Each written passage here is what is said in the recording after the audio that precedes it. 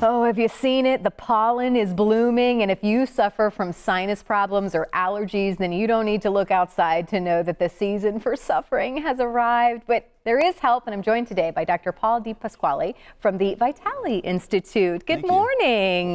Thanks for having me, Carly. When I was reading the intro, when I first got in this morning, I thought, this is me, this is me. I'm one of so many. Is Florida in particularly, do we have more allergy sufferers in our state? We do. I wasn't imagining that. Yes, there's a lot more allergens and stuff that pollinates here than most other states. And are we in that season of time where it's the Because of the recent characteristically high temperatures, yes, we are. It's starting, and you just mentioned it to me today. You can see the film on the car and your producer's pool. You can see it on there, and that's pollen is definitely leads to sinus and allergies suffering. So what we're going to talk about today is a pretty it's an exciting way to treat this because there's no surgery. Correct. So explain what this, what do you call it? Sure, balloon sinus procedure, or balloon sinus dilation procedure. So explain how this works, what it's doing. Sure.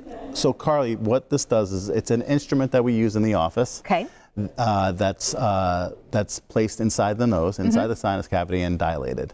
Very similar to it's a balloon dilation. And it's very essentially opening up a passageway. Correct. That's from how I understand the natural opening. We're redilating. Correct. So what's happening for those of us who suffer from allergies over time? I mean, how does this happen to where this needs to be done? Sure. What happens is that when you have allergies, your sinuses swell, or the tissue, the mucosa of the sinuses swell, the tissue of the sinuses. And after a while, after you get so swollen, they block the normal pathways for your sinuses.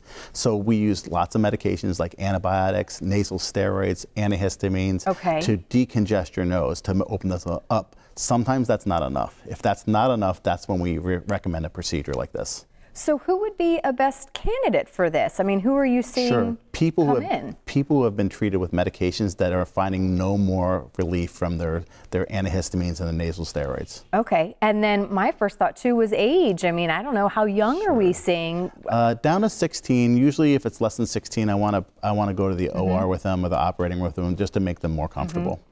Talk about though. I mean, this is a out of office essentially procedure though. How nice is it to have this option for allergy sufferers and actually having to go? Is there some surgeries that people are having done? So yeah, well, there's two options with sinuses. Either with traditional functional endoscopic sinus surgery, which is the traditional one that we've done for years and years and years. And what that does is I have to put you to sleep and I have to use rigid instruments to go inside your nose. So your office does that as well? I do, but I don't do it in the office. I have to go to the operating room. So what we do is we put you to sleep with anesthesiologists and some IVs and intubate you and then do the surgery in the OR. And that's the traditional way that we did the surgery.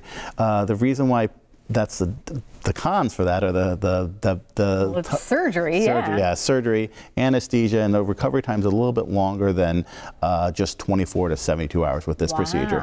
So are you recommending patients at least try this first? I mean, I do if they're candidates, right? It's right. So you have to be a good candidate for this surgery.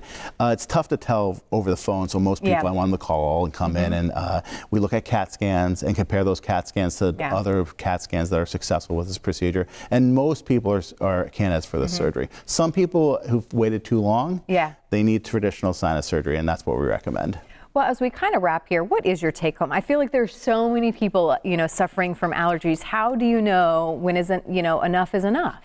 If they failed outpatient oral medications and oral antibiotics and nasal sprays, and if they have sinus disease on the CAT scan, usually a CT scan that we get in the office. So is that maybe the first step, to kind of look in there to see what's going on? Yeah, when they make the appointment, or if they've had a CAT scan of their sinuses in the past, we can review those with them and say, this may or may not be a good procedure for you, but most people are good candidates for this procedure. And two, from what I understand, insurance companies like to cover this because it's a simpler procedure that could help. It's a lot simpler, it's a lot quicker recovery. It's done in the office, so it doesn't cost them as much.